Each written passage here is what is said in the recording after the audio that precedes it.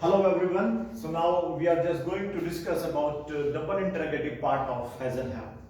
In the last video, we have studied about the interrogative part of this rule. So now what we have in double interrogative.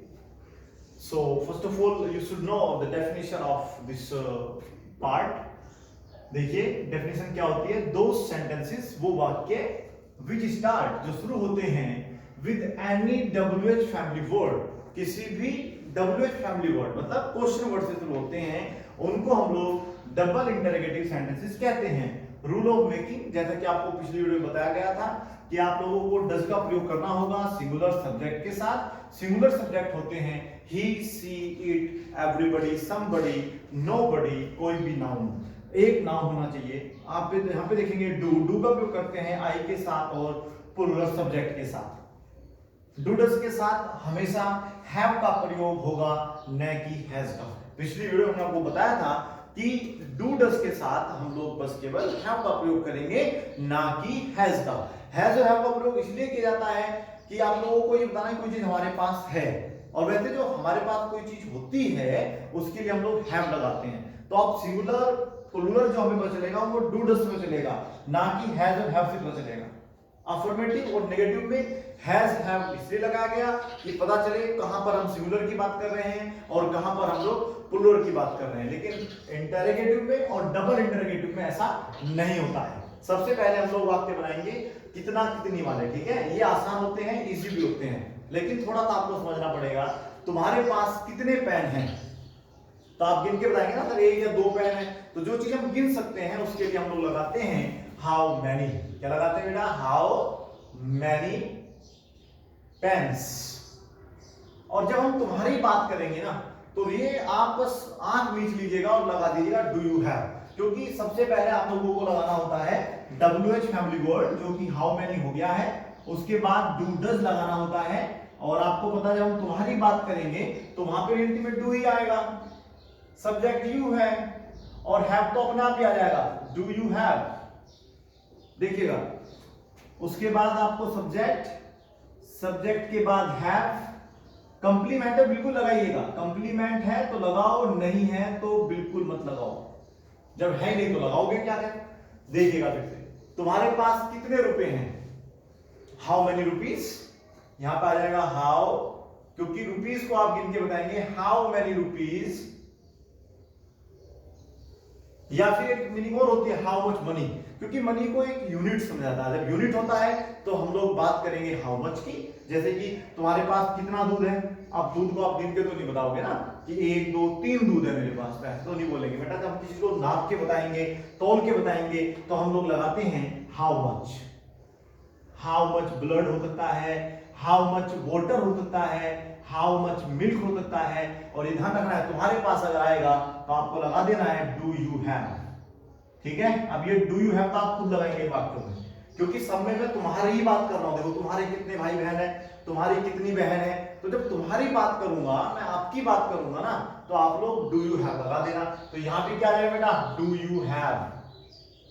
तुम्हारी कितनी बहन है तो यहां पे आ जाएगा how many sisters, how many लगाइएगा, यहाँ पे आ जाएगा ब्रदर्स या सिस्टर्स, डू यू हैव, है ना आसान। बस आपको इस चीज को बदल देना है, बस इसको बदल दीजिएगा, वाक्य आपका बन जाएगा।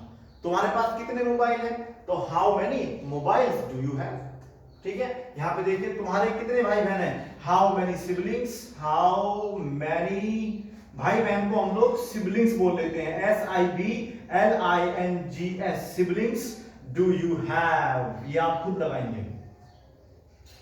How many pens do you have, तुम्हारे पास कितने पेन है, ये बनाया था नहीं बनाया था आपने?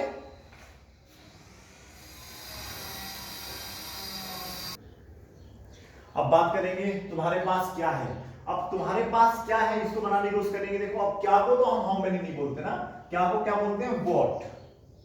कुछ बच्चों के साथ ये कंफ्यूजन रहती है कि सर क्या की अंग्रेजी कुछ समय पहले आपने डूडस भी लगाई थी। देखो एक तो वाक्य के शुरू में था, चलो वहां वाक्य के शुरू में था नहीं था, नो प्रॉब्लम। अगर क्या के साथ सब्जेक्ट आ जाएगा, जैसे क्या तुम, क्या वह, तो ये हमेशा याद रखना है कि वहां पर उस क्या की अंग्रेजी कोई भी हेल्पिंग वर्ब आएगी। लेकिन ये ध्यान रहे और यदि क्या के साथ हम लोगों के साथ सब्जेक्ट नहीं है, बस है या कोई वर्ब आ रही है, ये वर्ब में आ गया, क्या खेल रहे हो, है, तो इस तरीके से अगर खेलना, पढ़ना या है, हूं, था, थी, थे डायरेक्ट आ जाएगा तो हम लोग फिर लगाते हैं उसकी अंग्रेजी वर्ब। ठीक है, अब फिर से देखो हम बात किसकी कर रहे हैं बेटा, तुम्हारी। तो जब तुम्हारी बात करेंगे तो ध्यान रखना है WH फैमिली वर्ड के बाद आपको डू यू हैव लगाना होगा।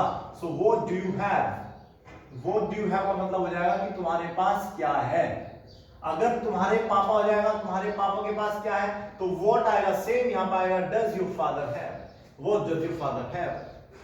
अगर उसके पास क्या है तो व्हाट डज ही हैव, इतना आप ध्यान रखेंगे। आगे देखिएगा, तुम्हारे पास किसका मोबाइल है, ये भी एक अलग प्रकार के वाक्य हो सकता है आपने आज पहली बार पढ़ा हो।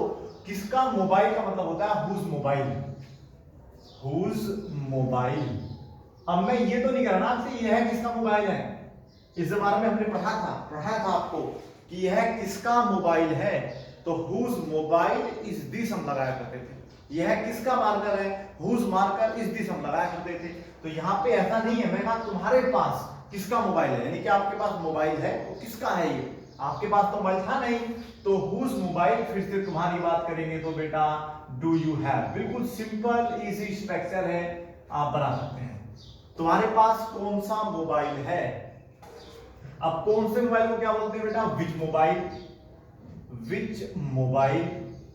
जैसे कौन सा खिलाड़ी, विच प्लेयर, ऐसे यहां पर आएगा विच मोबाइल, और भैया जी लास्ट में तो डू यू हैव लगाना है। आप इसको बड़े आराम से उम्मीद है समझ गए होंगे। उसके पास कौन सी बाइक है, तो विच बाइक, विच बाइक। क्या मैं यहां पर भी डू यू हैव लगा दूंगा, जी नहीं, क्योंकि यहां तुम्हारी बात नहीं कर रहा हूं। जब मैं उसकी बात करूंगा तो डज ही हैव लगाना है। याद रखो सिंपल फॉर्मूला है, does he have, does he have, does your father have. अगर यहाँ पे डज योर फादर है होगा तो तुम्हारे पापा के पास कौन सी बाइक है। जैसे अगला वाक्य देख लीजिएगा, तुम्हारे पापा के पास कौन सी कार है, which car does your father have, does your father have. ठीक है, बहुत बढ़िया, इसको आप नोट करिएगा और प्लस कुछ वाक्य भी बना लीजिएगा। जैसे यहां पे आ रहा है हाउ मैनी, यहां पे कोई भी चीज do you have, do you have, ठीक है। और यहां पे विच से बना लेना, विच, यहां पे बाइक वगैरह वगैरह डू यू हैव। बाकी आप प्रैक्टिस करें, इनके ऊपर 10-10 वाक्य जरूर बनाएं, टोटल 50 सेंटेंसेस रोज बनाएं। प्रैक्टिस अच्छी करोगे तो आप लोगों के जो ये छोटी छोटी गलतियां होती हैं आपसे लिखने में, व्हाट्सएप इमेज को व्हाट्सएप में कुछ हम लिख रहे हैं, मैसेज टाइप कर रहे हैं तो गलतियां हो जाती हैं, तो वो नहीं होगी। ठीक है, तो आप याद रखें, प्रैक्टिस करते रहें। ठीक है, इसे नोट करिए। Thank you so much.